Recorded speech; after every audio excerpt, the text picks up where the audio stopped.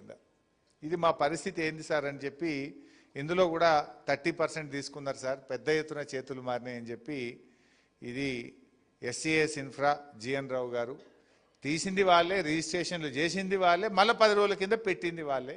ఇది ఏం జరుగుతుంది అని చెప్పి ఒక మిత్రుడు పేపర్ ఇచ్చిండు. అట్లా ఇంకోటి కూడా ఏదో చెప్తున్నారు, సంగారెడ్డి దగ్గర శిల్పా మోహన్ రెడ్డి గారిదట 22A నుంచి తీసిండ్రు, రిజిస్ట్రేషన్లు చేసిండ్రు. ఇది ముఖ్యమంత్రి గారికి తెలిసి అట్లా తీసిండ్రు అని మళ్ళీ పెట్టించిండట. తీసింది ఎవరు, పెట్టించింది ఎవరు? మంత్రి గారు తీసిండ్రు, ముఖ్యమంత్రి గారు పెట్టించిండట. అంటే మరి ఇప్పుడు పాపం తీసినప్పుడు కొనుక్కున్న వాళ్ళ పరిస్థితి ఏంది, మళ్ళీ పెడితే వాళ్ళ జీవితాలతో ఆడుకుంటే ఏమవుతుంది అనేటువంటిది ఒక ఇష్యూ.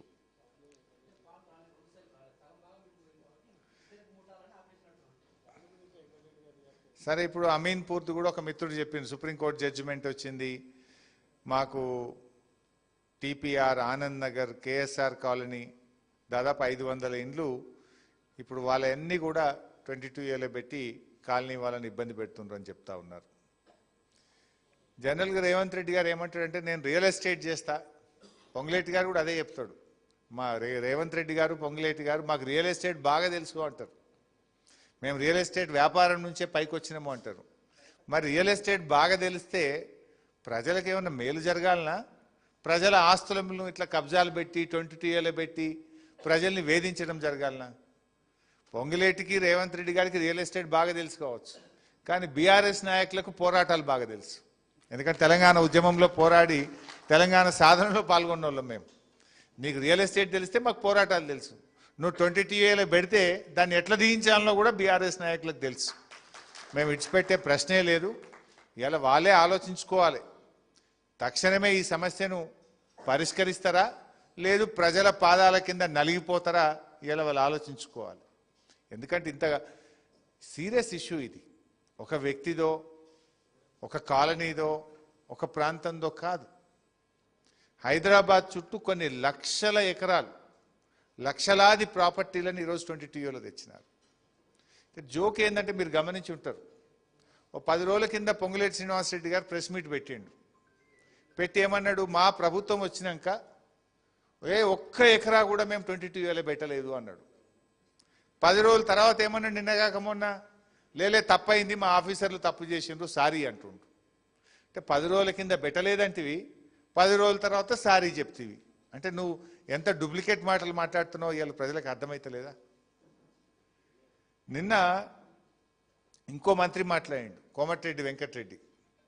ఆయన ఏమంటాడు నిన్న, నేను 4 నెలల కిందనే చెప్పిన రేవంత్ రెడ్డికి, మా యాదాద్రి జిల్లాలో దాదాపు 40,000 ఎకరాలు 22Aలో పెట్టిండ్రు అని చెప్పి నేను 4 నెలల కిందనే రేవంత్ రెడ్డికి చెప్పిన అంటాడు.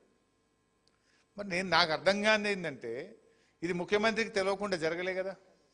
స్వయంగా కోమటిరెడ్డి వెంకటరెడ్డి ఒక మంత్రి గారే చెప్తుండు, 4 నెలల కిందనే నేను రేవంత్ రెడ్డికి చెప్పిన మా యాదాద్రి జిల్లాలో 40,000 ఎకరాలు ప్రాహిబిషన్లో పెట్టిండ్రు, 22Aలో పెట్టిండ్రు అన్నాడు. మరి నిద్రపోతుండా రేవంత్ రెడ్డి?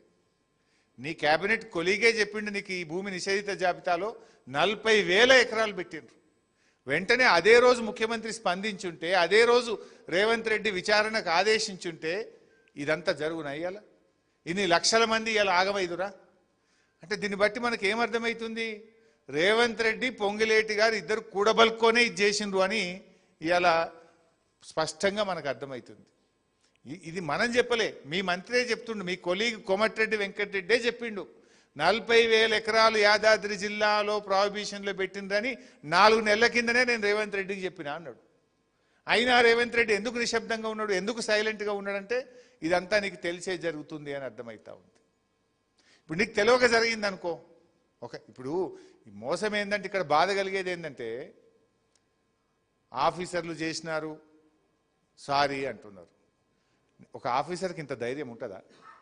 ఇన్ని లక్షల ఎకరాలు, ఇన్ని జిల్లాల్లో, ఇన్ని కోట్ల ప్రాపర్టీలను నిషేధిత జాబితాలో పెట్టే ధైర్యం ఆఫీసర్లకు ఉంటుందా?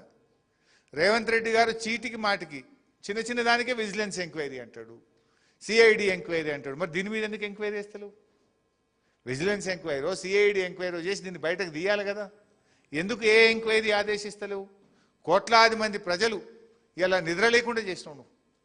ఈ తమ్ముడు చెప్పిండు కదా ఇప్పుడు పాపం రాజేషు, ఇంకొక తమ్ముడు శ్రీనివాసు, వాళ్ళ పరిస్థితి ఏందో మనం చూసినాం.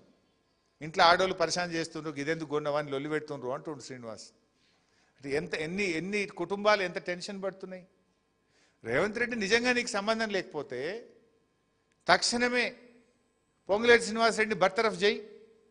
పొంగులేటి శ్రీనివాసరెడ్డి బర్తరఫ్ చేసి మొత్తం ప్రాపర్టీలు మళ్ళీ యథావిధిగా తీసుకురా. ఆయన ప్రజలను ఎందుకు ఇబ్బంది పెడుతున్నారు మీరు? ఇప్పుడు ఏమంటున్నారు? ప్రజలు పోయి దరఖాస్తులు పెట్టుకోవాలి, ప్రజలు పోయి ఆఫీసులలో అప్లికేషన్లు పెట్టుకోండి. అప్లికేషన్లు పెడితే రాజేష్ దరఖాస్తు పెడితే 25 రోజుల దాకా ఎంఆర్ఓకే చేరలేదు. మా రెడ్డి గారు చెప్పిన అప్లికేషన్ పెడితే కలెక్టర్ ఆఫీస్కి పోతే సొప్పయ్యమంటుండు. కలెక్టర్ యుఎల్సి ఆఫీస్కు 25 సార్లు పోతే ఎందుకు తిరుగుతున్నారు, మా దగ్గర రావద్దు పోండి అంటున్నారు. అప్లికేషన్లకు విలువే లేకుండా అయిపోయింది ఈ ప్రభుత్వంలో. ఇప్పుడు పెట్టింది మీరు, ప్రాహిబిషన్లో పెట్టింది మీరు, ఏ భూములు పెట్టినరో మీకు తెలుసు. మరి ఆ భూములను తీసేయండి. దానికి ప్రజలను ఎందుకు గోసపుచ్చుకుంటున్నారు?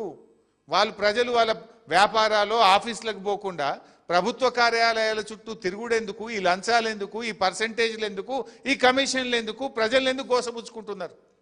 నిజాయితీ ఉంటే తక్షణ